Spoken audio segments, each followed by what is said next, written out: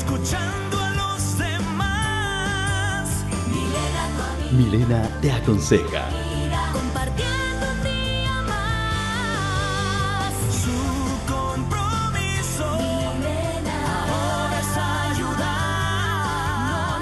No te sientas solo. Milena te orienta. Una vez más. Milena tu amiga. Escuchando a los demás. Milena dialoga. Tu amiga, compartiendo un día más. Milena tu amiga. Gracias a usted que nos sintoniza a esta hora del día. Está viendo Milena tu amiga, el primer talk show de la televisión salvadoreña. Milena, cuéntanos cuál es el tema para este día. ¡Adelante! Hola, hola. Bueno, ya estoy muy bien acompañada con mis invitados de este día porque hoy vamos a estar platicando acerca de esas costumbres erróneas en la educación. Y es que a lo largo de muchas investigaciones que han hecho expertos han identificado los errores típicos que cometemos incluso los padres de familia y sobre todo que se programan a los niños de antemano para ser inseguros, limitan sus oportunidades de ser exitosos en su vida personal y profesional. Y luego tal vez también cómo van cambiando los paradigmas en cuanto a la educación más formal, y es por ello que tengo por eso un selecto panel de invitados. Conmigo se encuentra el licenciado Aldo Valentín Maldonado, comunicador social, catedrático. Bienvenido, Aldo. Gracias, Milena. También está Yanira Pimentel de Valencia, es consejera familiar. Bienvenida, Yanira. Gracias. La licenciada Dinora de Salazar, directora del Colegio Guardería Los Principitos. Un saludo.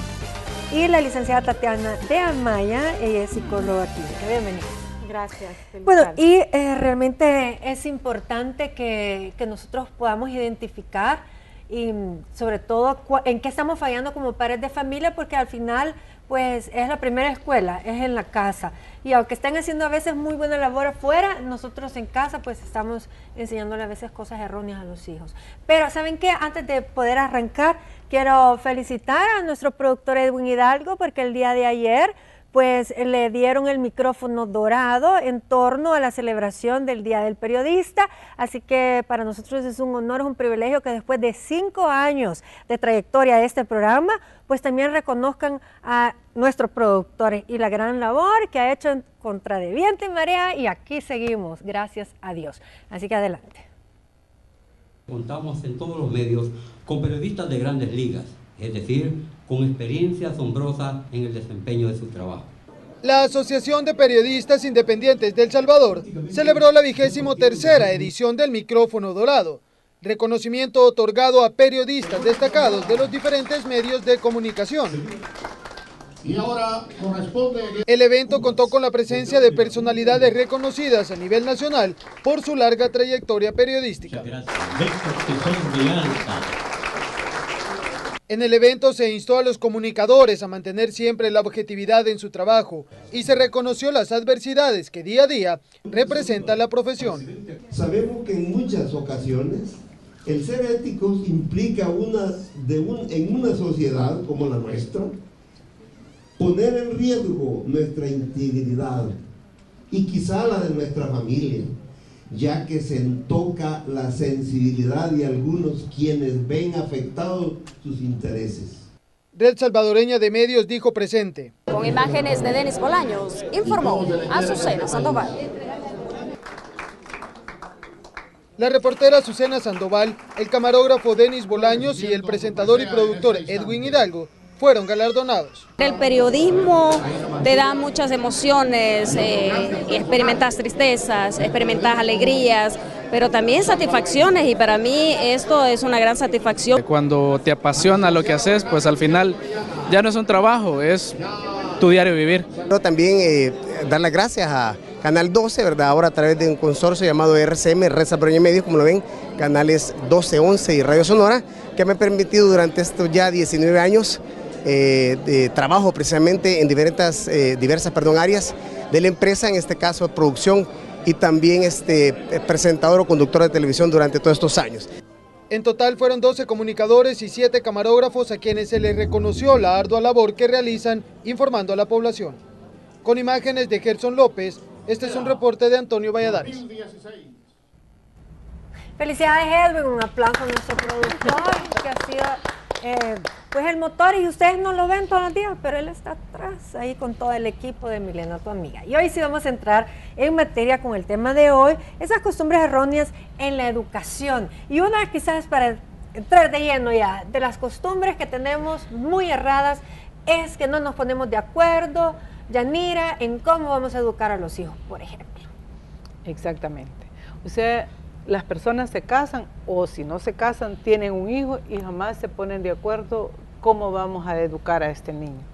Y necesitamos ponernos de acuerdo, porque no es hasta para leer, si llevan un televisor uno lee el manual. Y la verdad que el fabricante nuestro es nuestro Señor Jesucristo. Entonces sería bueno que en los hogares, cuando se ha pensado o está embarazada o va a tener un hijo, primeramente leer el manual, que es la Biblia. Pensar en la educación que se le va a dar, poner límites. Es importante para los hijos poner límites. La disciplina que se va a dar. O sea, hay un montón de cosas que hay que ir pensando cuando uno tiene un hijo, cómo va a ser este momento. No solamente es qué va a comer, qué pamper va a usar, los pañalitos que va a usar, arreglarle el cuarto, sino que la planificación de que cómo vamos a enfrentar la educación de este niño. Bueno, y como vivimos en un mundo súper diferente, por ejemplo, cuando nos criaron a nosotros, entonces creo yo que ahora es permitir a los hijos siempre tomar sus propios riesgos. Sin duda, como yo mencionaba, el hecho de la seguridad ante todo, esto es importante, pero refuerzo también nuestro miedo a perder a nuestros hijos, pero es importante que ellos puedan tener un entorno donde se les permita también explorar. Y creo que esto les da autonomía. ¿Qué opina usted, licenciada? Realmente tenemos que tener la capacidad de entender que la crianza es el momento en el que yo ayudo a mi hijo a llenarse de capacidades y de habilidades para que en un tiempo dependa de mí, pero despacio vaya realmente él aprendiendo a enfrentarse al mundo y a hacer todo lo que necesita. ¿Qué es lo que realmente sucede? En el proteccionismo, o sea, cuando nosotros creemos que el niño nos necesita en todo momento y para todo, y le impedimos el ensayo y el error, convierte a nuestros niños y niñas en seres que no experimentan, que aprenden a frustrarse tan rápido, ¿verdad? Y que siempre quieren ganar. Porque como nosotros siempre estuvimos creando un mundo para ellos y no desarrollándoles capacidades para que ellos se enfrenten al mundo, cometemos uno de los más grandes errores en el proceso de crianza. Pero bueno, en la casa podrán ser los reyes, pero cuando llegan, por ejemplo, a una guardería, un kinder, que es el caso de donde usted se encuentra como directora, ellos tienen que enfrentarse al reto de que son 20 en la clase, por decir una cifra. Sí, para nosotros es importante precisamente el trabajo con la familia, porque generalmente recibimos hijos e hijas únicos. Entonces, son primerizos, son el rey y la reina. Sí. Entonces ellos esperan, ¿verdad?, que la maestra no sea su educadora, sino que sea su súbdita. Pero ahí es donde entran los primeros pasos para poder obtener esa autonomía. No lo podemos hacer sin la ayuda de papá y mamá, ¿verdad? Entonces, una de las cosas que hacemos es que papá y mamá regresen a jugar con sus niños y a buscar esa autonomía. Ejemplo, cuando dan sus primeros pasos. Generalmente cuando se cae, todos corren a levantarlo y ¿qué pasó? No, hay que enseñarle, como dijo bien la colega, ensayo y error. Se cayó, animarlo, levántese, vamos, hagámoslo, usted puede. Y así sucesivamente cuando va dando sus primeros pasos para aprender las técnicas. Hace poco tuvimos un taller interesantísimo. Desde Inicial 1, los papás empezaron a experimentar con sus deditos qué es el bruñido, qué es la pintura de dedo. Fue maravilloso porque si no empezamos en Inicial, no vamos a hacer realmente una verdadera parvularia. Importantísimo porque los papás aprendieron a recortar, a hacer bruñido, a pintar y lo principal, a involucrarse en la educación de su niño y de su niña. Así es que tenemos que trabajar juntos. Yo creo que la clave del éxito es la comunicación y buscar esa autonomía. Estamos educando en tiempos difíciles, donde los niños tienen que adquirir una madurez a temprana edad, aprender a discernir, aprender a interpretar realmente la comunicación, a saber expresarse y a mantener una comunicación intensa con su mamá y con su papá. Sí. Y cuando yo también me refería a algo, por ejemplo, el juego que antes pues, hacíamos en la calle. Tengo mis piernas llenas de raspones, más que jugaba con bastantes varones. Y hoy en día no se puede casi salir a jugar a la calle. Recuerda que nos tenemos que ubicar en el contexto. Sí, exactamente. Los contextos en los que nos hemos movido han venido a cambiar muchos patrones en cómo nosotros vamos a guiar a nuestros hijos, cómo los vamos a educar. Por ejemplo, las condiciones sociales de inseguridad no eran las mismas hace 10, 15, 20 años, no hace 30 años aún, a las que estamos viviendo ahora. Incluso elementos distractores. Fue a tocar los timbres de la cuadra. Claro, sí. Hoy no se les ocurra, porque no saben a quién le van a ir a tocar, así que... Y a pedir dulces, imposible. Esos que se hacían más por inocencia y no por maldad, sí, el típico juego. Pero hay otros distractores, como por ejemplo hoy con los celulares y ese tipo de aparatos que aún así están generando una conducta diferente antisocial, incluso con los mismos niños, que ya no prefieren salir a jugar con sus amigos porque están felices con su tablet, haciendo sus juegos y se olvidan de interactuar con su papá, llegan del colegio, llegan de la escuela a encerrarse a jugar en la computadora, en el Play, y esa es su vida hoy en día.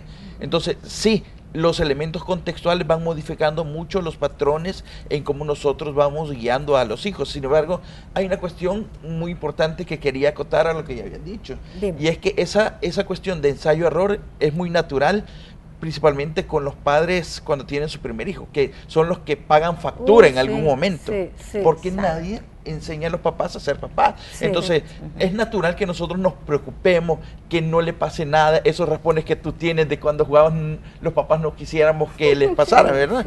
Pero es un error que normalmente lo pagan los primeros hijos. Ya el segundo dice, no, pero ¿por qué con aquel no eres así? Con ella no fuiste así, sino que conmigo sí lo fuiste. Es por la misma naturaleza de como padres que no hemos aprendido a ser padres desde un inicio y queremos lo mejor para nuestros hijos. Claro. Ahorita en la iglesia donde yo me congrego estamos iniciando unos cursos que se llaman Matrimonios para toda la vida y Padres para toda la vida, porque precisamente uno tiene mucho que aprender al respecto, porque uno no sabe nada, pues. Y lo más importante para criar un hijo es el amor. Exacto. Crearlos con un amor inmenso, que se sientan seguros en su hogar, que sientan la seguridad que su papá y su mamá los ama. O sea, eso es bien importante para un niño, saber que donde él se desenvuelve es amado. Y por supuesto va a ser corregido si está haciendo malas cosas, pero es por su bien. O sea que hay que entablar una conversación con los niños para que ellos entiendan que si se les corrige, si se les ponen límites, es por su bien, pero también sin afectar la autoestima del niño. O sea que la corrección debe ser de una manera de que el niño no se vea afectado en su interior. Hay que cuidar mucho el corazón de los niños. Entonces, cuidando el corazón de los niños, hay que corregirlos.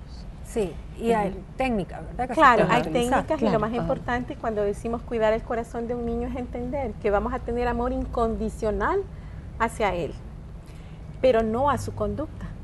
Y eso es lo que a veces no comunicamos con claridad. O sea, hijo, yo te amo, pero la manera en que te estás comportando no es la adecuada, pero yo a ti te amo. Entonces, esas pequeñas fórmulas que tenemos que ir compartiendo con papá y mamá tienen que ser cruciales, ¿ok? El amor incondicional tiene que ver con amar al niño, pero ayudarle a decir que hay conductas que no vamos a justificarlas. 1. 2, tenemos que decirle a papá y mamá que realmente hay cosas que el niño debe de aprender en casa, y si no las aprende en casa, difícilmente las va a aprender cuando llegue a su escolaridad. ¿Qué son esas cosas? Tiene que aprender a identificar la autoridad, tiene que aprender a saber que hay instrucciones que debe de seguir, ¿verdad? Y no solo identificar a la autoridad, sino el respeto a la autoridad. Exacto. Estas 3 cosas en casa ya no las estamos desarrollando. ¿Por qué? Porque nosotros no perdimos, nuestra generación de padres ahora perdieron esa capacidad de identificar autoridad, seguir reglas y respeto a la autoridad. Mire, no vamos a compararnos, pero mientras usted hablaba de identificar autoridad, yo veo como los perritos, por ejemplo, ellos en una manada, el que se peleó además por ser el principal, ahí el macho alfa, todos los demás no se meten y saben cuando está el que es el principal y van detrás del principal, primero come el principal.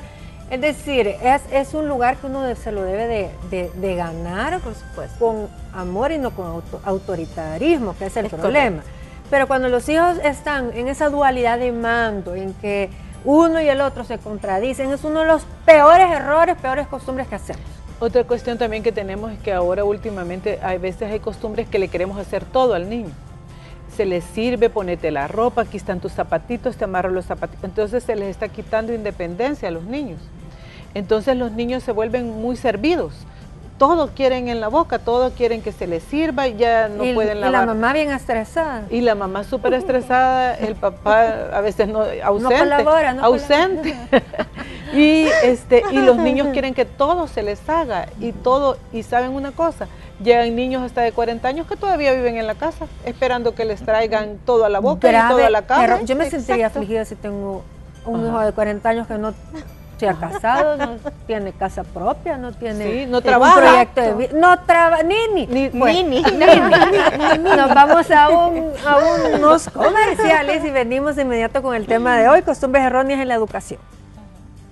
Milena, tu amiga, compartiendo un día más. Milena, tu amiga, Milena. 14 departamentos de nuestro país y en municipios que no cuentan con otra cobertura financiera. Así que échale ojo a esto. Vamos a seguir con el tema del día de hoy y son esas costumbres erróneas en la educación. Y bueno, la independencia creo que ha sido parte de lo que hemos estado abordando en el tema anterior. Y otra de las cosas que decíamos era de que se podían los niños o se deben permitir que se caigan varias veces para que ellos entiendan que es algo normal, pero nosotros estar ahí para que se levanten, no levantarlos, pero ayudarlos, aplaudirlos en el momento de que ellos mismos pueden tomar o recobrar nuevamente su postura, por decirlo así. Y los adolescentes, que es otro tema, deben tener también sus propios conflictos con sus compañeros y vivir incluso su primer amor para adquirir estabilidad. Esto es normal. Ahora, ¿cómo nosotros vamos a vivir ese proceso con las relaciones de ellos, entablar, ¿verdad? O permitirles sus propias amistades, pero supervisando. Pero es fácil, aprendiendo a diferenciar bien los roles que jugamos. O sea, desde un inicio, saber que mi rol es de padre, de guía, y no meterme en las cosas de él como niño. A los niños les gusta en un principio curiosear, tocar algo, y nosotros estamos, no hagas eso, no. Entonces el niño debe experimentar. Cuando joven debe aprender a identificar qué es lo bueno y qué es lo malo, quién es su amigo, quién es no su amigo. Y con eso, ese rol, que es muy fundamental, es identificar y definir claramente lo que yo hago. Yo me fijo muchas ocasiones cuando les dejan tareas a los niños, no lo hace el niño, quien se la hace es el papá. Y en ese caso, yo como papá debo hacer mi rol de padre y estarlo observando, que cumpla con la tarea. El niño debe hacer su investigación, debe dejar las tareas que le han hecho, pero él las debe hacer. Y mi rol es, ok, tienes que hacerlo y después de eso ya haces sus tareas, vas a jugar, vas a hacer lo que quieras, pero yo soy nada más el observador. Y con lo que tú estás diciendo, yo he visto un cambio en la metodología, porque ya muchos de los proyectos que se hacían en casa y que uno ni siquiera salía el fin de semana a descansar, era pleito, hacer esas maquetas, etcétera. Varias instituciones ya están piden los materiales, sí, y ellos lo están haciendo en clase. Mejor. Precisamente para que no estemos nosotros los padres como perfeccionistas ayudando. Y lo que pasa también es que los modelos educativos han venido cambiando. Cuando éramos de la educación bancaria era muy rígido hacer las planas allá en casa. Ya cuando se pasó a otros sistemas educativos, pues bueno, ya era un poco más colaborativo padre, hijo. Ahora se hace más en las instituciones. Por ejemplo, ¿cuál es la diferencia entre Japón y nosotros?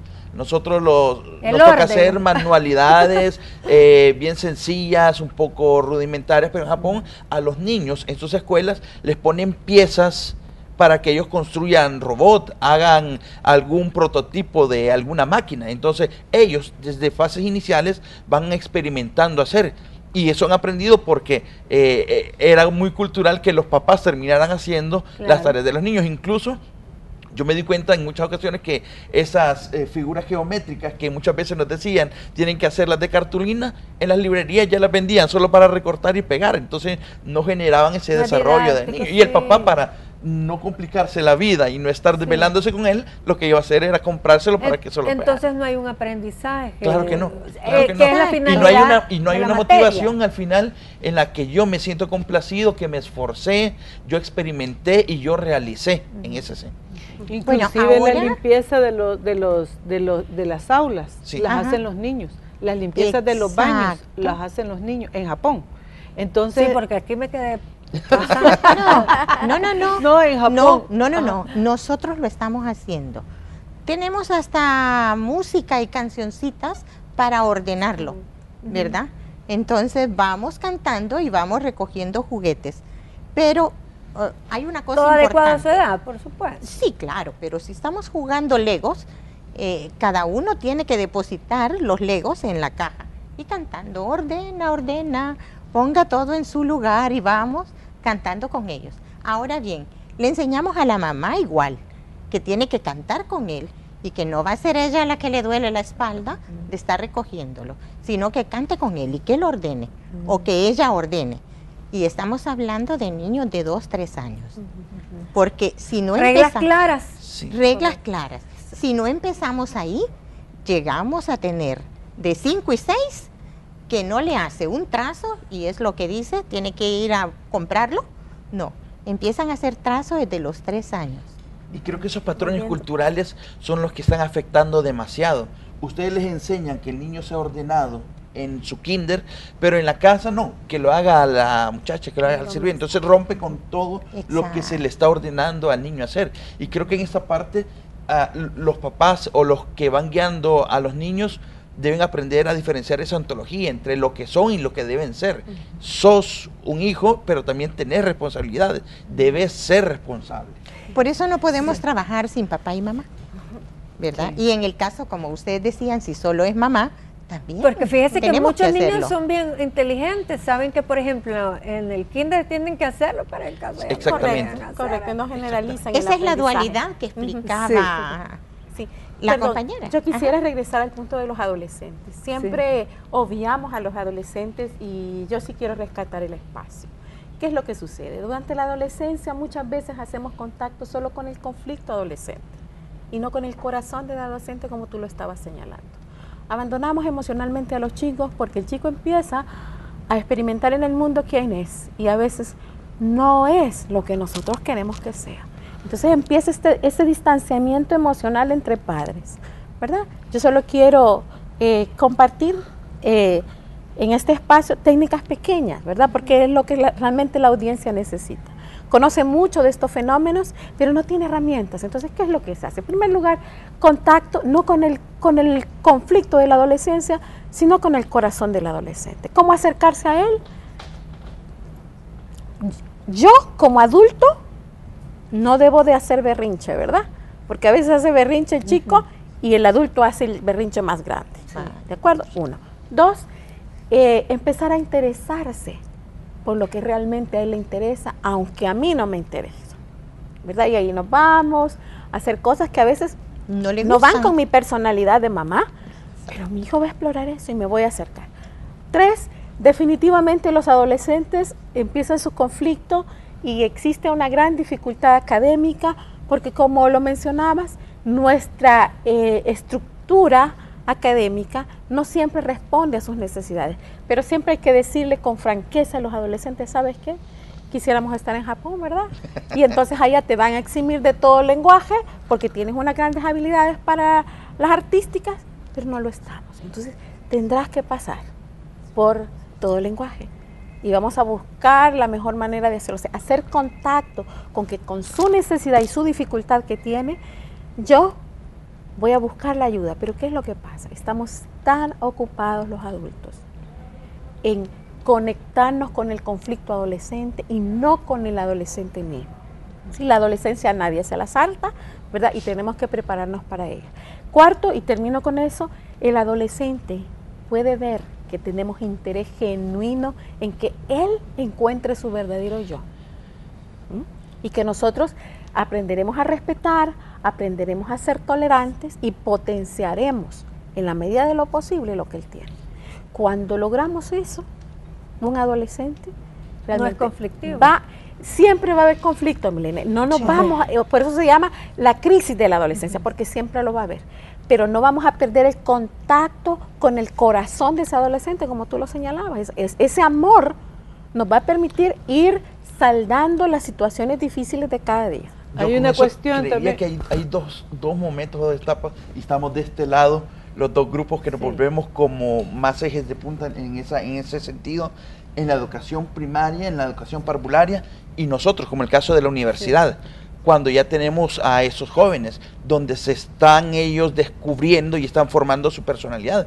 Y por eso es que muchas veces entramos con mayor clic nosotros, los universitarios, que con los propios padres, porque el muchacho llega y bajo la experimentación que está haciendo, nosotros lo escuchamos, nosotros le atendemos, y en alguna medida, con esa manera que le estamos escuchando, pues ellos sienten que al menos son importantes, porque tal vez en mi casa no le toman importancia a lo que yo estoy estudiando, a lo que yo estoy haciendo, pero como en la universidad nosotros destacamos competencias y le decimos, ok, eso está bien, sigue adelante, lo vas haciendo bien, entonces toma un valor, y por eso es que en nuestras etapas, al menos en la universidad, es donde hacemos mucho clic con el estudiante, y por eso es que a veces pasan más tiempo ya y no están en su casa quizás. Yo creo que a los 13 años, tanto el hombre, el varón, y tanto la mujercita, la niña, empiezan a tener cambios en sus cuerpos, hormonales y físicos, y ya empiezan a oler mal, empiezan a tener cambios, inclusive están preparados para tener hijos,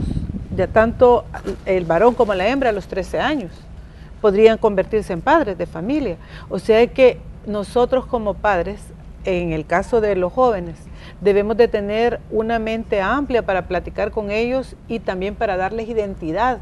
Es en la familia donde se le da la identidad de hijo, amado, y de mujercita y de varoncito. Para que no anden en la calle él perdido buscando quién es. Él tiene que saber en su hogar, y somos los papás los encargados de darles la identidad a los hijos. Primeramente que son amados, y también de que es una mujercita y de que es un varoncito. Para que estamos con ese problema ahorita de que no se le da identidad a los hijos. Entonces andan buscando identidad en la calle, en grupos, con amigas que no les convienen, con amigos que no les convienen, porque ellos no tienen identidad. Pero los papás estamos como ausentes y no nos ponemos a pensar en las necesidades físicas y emocionales, de corazón, de morales de los hijos. Entonces se pierden los hijos. Fíjense que otra cosa es que creo que el lenguaje de amor debería de cambiar, porque muchas veces los estamos amando queriéndoles comprar todo lo material. Sí. Y todo dando cosas. Sí, mucho materialismo y menos experiencias, menos momentos, o bueno, todo tiene de repente un porqué. Es decir, mis hijos saben que cuando viene el Día del Niño, cuando sea algo especial, pues obviamente su cumpleaños, Navidad, pero no todo el tiempo les estoy comprando cosas, aunque pudiera, porque ellos tienen que aprender a escuchar un no, porque la vida no todo le va a ser sí, y no siempre se va a poder. Entonces creo que es otra de las cosas que nosotros hoy, porque estamos culpables, que no estamos en casa, mucho más los que están en Estados Unidos, que nos ven a través de Telecentro, están mandando muchas cosas materiales. Por eso es que yo menciono la parte de los roles, y eso es importante dejárselo claro, muchachos, como usted decía, él es hijo que no debe buscar ser hijo en otros lados, sino que en su hogar, y como hijo debe responder a muchas condiciones que como padre yo le exijo. Por ejemplo, le estoy dando una formación académica, debe salir bien. No esperar a que le dé un premio para sacarse buena nota. No, su rol es de estudiar y lo debe cumplir porque es lo único que se dedica en ese momento. Yo como padre le voy a dar todas las condiciones necesarias para que él salga bien en sus estudios, las herramientas, los utensilios, el mejor lugar, las condiciones necesarias. Pero al hijo hay que hacerle ver que no es un cambio. Te doy buenas notas, tú me das un carro, me das el play, me das esto, sino que es la responsabilidad del momento que debe tener.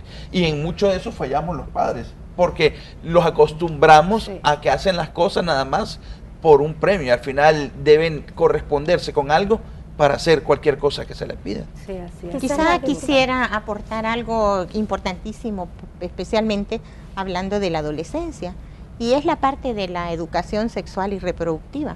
Sí, hay que explicarle muy claramente su identidad, pero también hay que hablarle muy claro, ¿verdad? Porque aquí en El Salvador tenemos un problema muy grande de niñas cuidando niños. El embarazo en adolescentes está, pero altísima la cifra. Y eso viene prácticamente a bloquear todo el desarrollo de la niña. Y es uno de los grandes problemas en la educación que tenemos. ¿Por qué? Impide que continúe sus estudios, ¿verdad? Está buscando, como dijeron ustedes, algo que no tiene en la casa, ¿verdad? Y probablemente es el consejo equivocado, pero sí retomar lo que tú dijiste. El padre y la madre tienen que aprender que estas situaciones no se resuelven con berrinches más grandes, sino que con una situación muy clara de que cada acción tiene una consecuencia. Es que a veces como que se aprende a comunicarse solo gritando o peleando, y hay que aprender a conectar sin pelear, sino que conversar. Conversar. ¿Qué pasa? Vení, explícame, ¿qué tenés? ¿Qué siente tu corazón? ¿Cómo ves, de qué punto de vista tú ves esto? Pero te voy a decir una cosa, que muchas veces se caen con tal de no escucharnos. Porque como siempre vamos a intentar corregirlos, intentar, qué sé yo, aconsejarlos, y al final ellos se aburren. Pero es que lo que pasa es que los hijos deben de saber de que hay obligaciones y también hay responsabilidad. Bueno, hay obligaciones y también ellos tienen derechos. Bueno, en este momento hay adultos que todavía queremos resolver los problemas así. A ver quién sube el tono más alto. Cabal. Violencia. Y a veces conectar gritando, y no se puede conectar gritando. Entonces debemos de aprender con nuestros hijos a que si él grita, bueno, yo quiero hablar contigo, pero si me gritas no podemos hablar. No voy a hablar. Yo me quedo callada si tú estás gritando. Y a veces una negación no es la mejor manera de corregir al muchacho. A veces es estar de su lado para que él reaccione. Por ejemplo, me quiero hacer un arete. ¿Cómo no? ¿A dónde lo venden? Yo te lo compro. Y él como que reacciona, no me regañó, y quizás se abstiene de hacer esa acción. Porque a veces cuando se le niega algo, más por capricho actúan. En cambio, si usted le dice, ok, ¿te lo quieres hacer? ¿Estás seguro? Sí, entonces yo te lo voy a comprar. Yo ya he tenido casos de gente que actúa así y al final dicen, no, quizás mi papá me quiere hacer otra cosa y mejor no me lo haga. Pero existe otra técnica muy buena con relación a eso, y es también darles a los chicos los elementos, decir, ok, yo lo hago cuando tú me digas todos los pros y todos los contras para esa decisión que vas a tomar. ¿Y cuál es la ventaja? Necesito que te informes, ¿verdad? Me pasó a mí particularmente con mi primer hijo, y entonces él se dio cuenta, me puedo infectar si me pongo un piercing de hepatitis B. Exacto. Después no voy si mi hijo necesita una donación de alguno de mis órganos, si estoy realmente infectado no voy a poderlo hacer. Entonces cuando tú expresas nuestro no a veces, lo único que hace es bloquear la comunicación.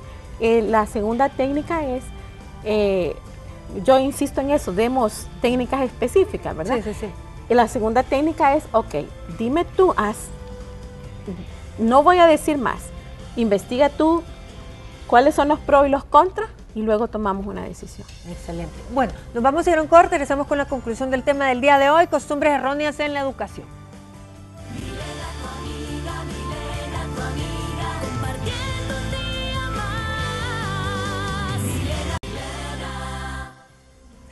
Bueno, un saludo muy especial a nuestros Mile amigos. Nos encuentras en Facebook como Milena tu amiga, programa de televisión. La pregunta de hoy, ¿qué se consideran costumbres erróneas en la educación? Compártelas con nosotros. Tatiana Navas, pegarles a nuestros hijos un castigo físico no resuelve del todo un problema. Alejandrita Vega, darles un mal ejemplo como padres, no poner límites, sobreprotección, confundirlos con dualidad de autoridad máxima, no saber escuchar a los hijos. Esas son algunas de las principales. Mirnita Beatriz, no prestarles la debida atención a nuestros hijos cuando se llega del trabajo, ya que muchos se envuelven en la rutina diaria de cuando llegas solo quieres descansar y descuidar a los hijos o castigarlos por cualquier motivo. Franny Delgado, costumbre errónea, tener un vicio malo como padres y no permitir que nuestros hijos lo tengan si ven el ejemplo en nosotros. Blanca, es educar a los hijos de forma machista, con prejuicios en contra de la mujer. Eso es malo, no tenemos que fomentar eso.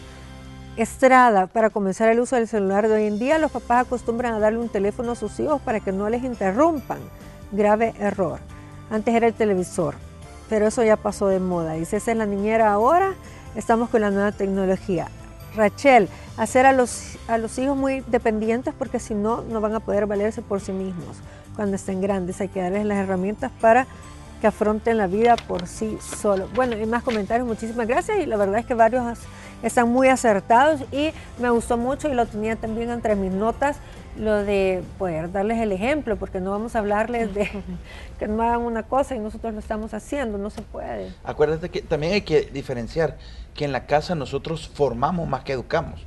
¿Sí? La formación es la que nosotros damos con el ejemplo, la integridad, los valores, etcétera. Y parte de la educación es ya la que la hacemos en instituciones más formales, pero nosotros en casa nos dedicamos más a formar a nuestros hijos que a educarlos como tal. Hay algo bien importante, la forma como les hablamos, porque nosotros podemos destruir a un niño como le hablamos. Se llama bendecir es bien decir, bien hablar, y maldecir es mal hablar y maldecir. Entonces nosotros debemos de tener un hábito de hablar con bendición en nuestro hogar, a nuestros hijos, para bien hablarles. Cualquier cosa se la podemos decir de buena forma, aunque sea algo que sea de corrección.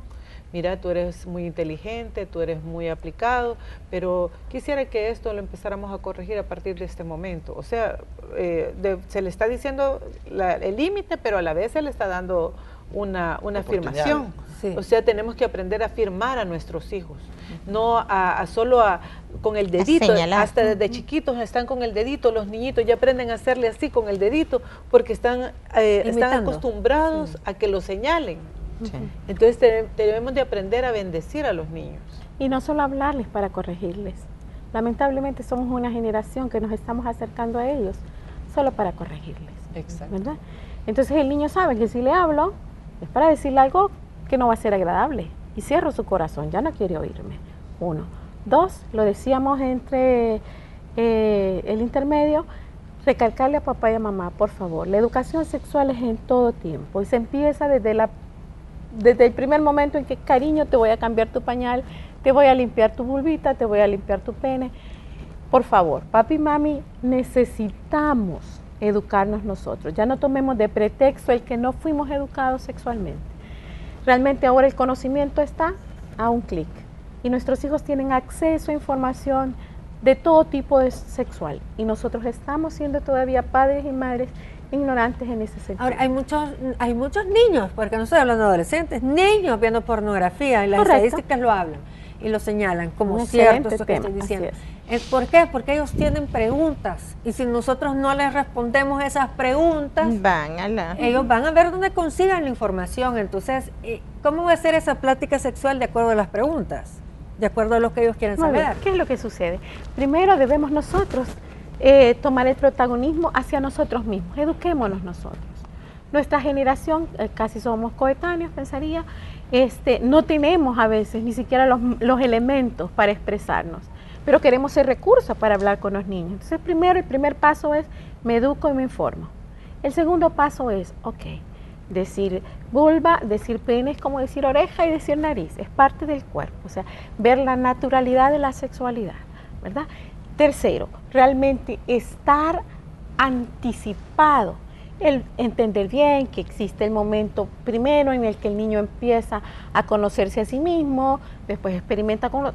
Es realmente primero informarnos, después ya nos lo decías tú, tomar el rol de formador, o sea, yo misma con todo mi cuerpo, ¿verdad? O sea, no existe lo que teníamos en la generación pasada, la charla, ¿verdad? Me van a dar la charla, entonces había que sentar y oírse.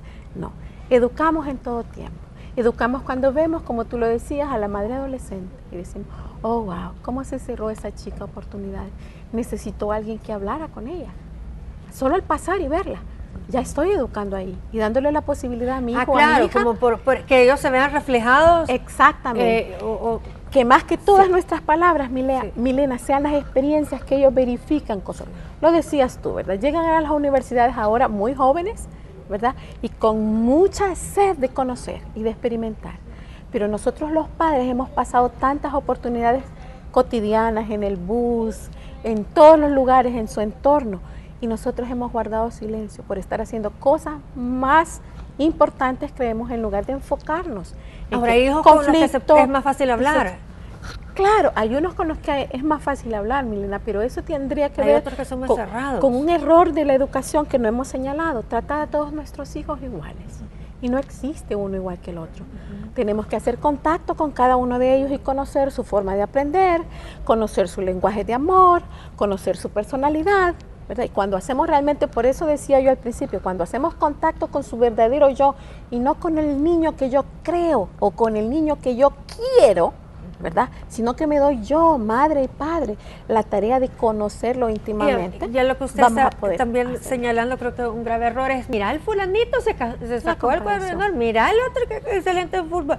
Estarlos comparando, esas comparaciones. Es que también hay una cuestión con respecto a lo que ella está hablando. Nosotros a los hijos, si tenemos 3 o tenemos 4 o tenemos 2, no los tuvimos todos de un solo. Tuvimos a uno, incluyendo cuando fueron gemelos. Nació uno primero. Yo no soy de este caso. Nació uno primero. Pero nació otro después. Por eso aclara que entonces los gemelos. Incluyendo los gemelos. Yo tengo nietos gemelos. Siempre hay uno que nace primero y otro que nace después. Entonces yo lo que creo es de que uno debe de tratar a cada hijo independientemente. Salir con cada hijo independientemente. Hablar con cada hijo independientemente. Pero a veces como padres regañamos así a todos. En general. Así una sola corrección, y no es así, no, que tenemos que ser individualistas con cada uno de los hijos, porque todos son diferentes, como dice. Sí, quizás puntuemos diciendo lo siguiente: cada ser humano es único e irrepetible. Claro. La moda, el consumismo, nos va enfocando a que todo del mismo color, todo de la misma forma, pero no. La verdadera plenitud de cada ser humano es hacer contacto con soy único e irrepetible. Y un error de la educación, ¿verdad? Una muy buena forma de cerrar este foro es decir, ok, tratémonos primero a mí como un ser único e irrepetible y tendré la capacidad de ir explorando a otro como un ser único e irrepetible. Licenciada Ainhoa. Sí, quizá para ir cerrando ya, decir las cosas con naturalidad, con palabras claras, con lenguaje correcto y basado precisamente en esa ternura. Si trajimos hijos, si trajimos hijas al mundo, es precisamente por amor, ¿verdad? Y si no, pues hay que irlo trabajando en el camino. Pero ¿desde cuándo vamos a empezar para evitar todos esos problemas? Desde que está en el vientre materno. Desde ahí empieza a reconocer la voz de su mamá. Y cuando ya nació, ya está con toda la capacidad de aprender. Los niños tienen todo su desarrollo psicomotor y un potencial increíble para poder desarrollarlo. Y los niños de esta generación son los niños millennium. No podemos quitarles la tecnología. Hay que hacer ese equilibrio para que todo su sistema neurológico impulse ese desarrollo al cual puede accesar. Son una belleza. Sí, no, y esos son los retos diferentes, educar ahora con adaptarnos con la tecnología. Bueno, les agradezco muchísimo. Yo creo que en algo que nunca nos vamos a equivocar para educar a los hijos, primeramente ustedes mencionaron amor, segundo que nosotros también tenemos que actualizarnos, estudiar y si se presenta algún problema, por eso existen los especialistas que podemos acudir por un consejo. Pero mire, donde nunca vamos a fallar es educando en valores. Yo creo que esto se aprende desde la casa. Saludar, bueno, tantos valores lindos que hay, de la gratitud, tantos valores que podemos enseñar y estoy segura que van a ser seres de bien para esta humanidad. Muchas gracias, nos vemos mañana. Vamos a celebrar los 5 años de Milena, tu amiga, con un resumen muy especial. Los espero como siempre a las 4:20. Bye, bye.